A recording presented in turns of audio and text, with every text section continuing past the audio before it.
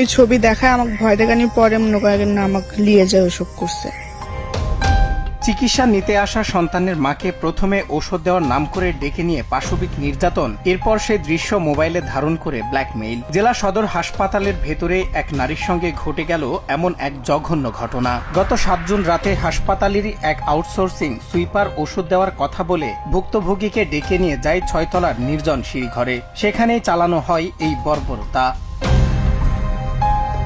ভুক্তভোগী নারী জানান, মেয়ের অসুস্থতার কারণে ৪ দিন আগে তিনি এই হাসপাতালের শিশু ওয়ার্ডে ভর্তি হন। ঘটনার রাতে তাকে জোরপূর্বক লাঞ্ছিত করার পর সেই ভিডিও দেখিয়ে ব্ল্যাকমেইল করে পুনরায় কুপ্রস্তাব দেয় অমিত নামের ওই সুইপারের ২ সহযোগী অনিল ও প্রাঙ্গণ। তারাও হাসপাতালের আউটসোর্সিং কর্মী। এমন জঘন্য কর্মকাণ্ডে চিকিৎসা নিতে আসা সাধারণ মানুষের নিরাপত্তা নিয়েও প্রশ্ন উঠেছে।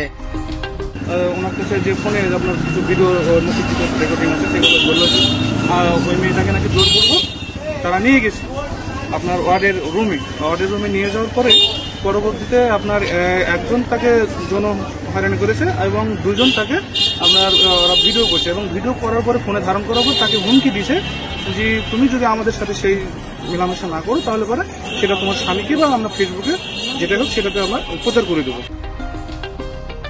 ঘটনাটি ঘটেছে নাটোর ২৫০ শয্যার আধুনিক সদর হাসপাতালে। গভীর রাতে শিশুটিকে দীর্ঘ ৪ ঘণ্টা একা দেখে খোঁজ শুরু করেন কর্তব্যরত নার্স ও ওয়ার্ড বয়রা। পরে আনসার সদস্যদের সহায়তায় সিসিটিভি ফুটেজ দেখে ৬ তলার সিঁড়িঘর থেকে হাতে নাতে অভিযুক্তদের আটক করা হয়। হাসপাতাল কর্তৃপক্ষের কাছে অপরাধ স্বীকারের পর মঙ্গলবার সকালে নাটোর সদর থানায় লিখিত অভিযোগ দায়ের করেছে ভুক্তভোগী পরিবার।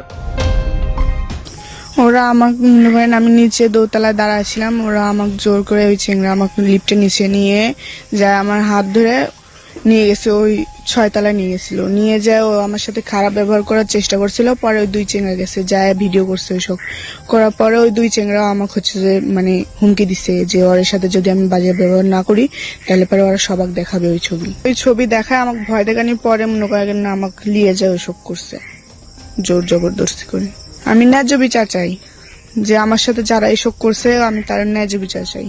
ঘটনার পর পুলিশ তাৎক্ষণিকভাবে হাসপাতাল পরিদর্শন করেছেন। সচেতন মহলের মতে, সরকারি হাসপাতালের মতো জায়গায় এমন অপরাধের দৃষ্টান্তমূলক বিচার না হলে অপরাধ প্রবণতা আরও বাড়বে। তবে থানা প্রশাসন জানান, অভিযোগের ভিত্তিতে আসামিদের বিরুদ্ধে কঠোর আইনি ব্যবস্থা নেওয়া হবে।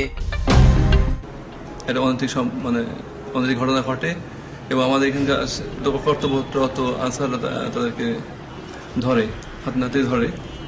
ধরার পরে পরবর্তীতে তার মহিলার স্বামী আসার পরে লিখিত দিয়ে ওই মহিলাকে নিয়ে চলে যায়। আমরা অবশ্যই জিনিসটা আগে এই তার স্বামী তাকে নিয়ে যাওয়ার আগে আমরা থানায় ইনফর্ম করে ওসি সাহেবের কনসার্ন নিয়ে মহিলাকে তার স্বামীর কাছে হস্তান্তর করা হয়েছে।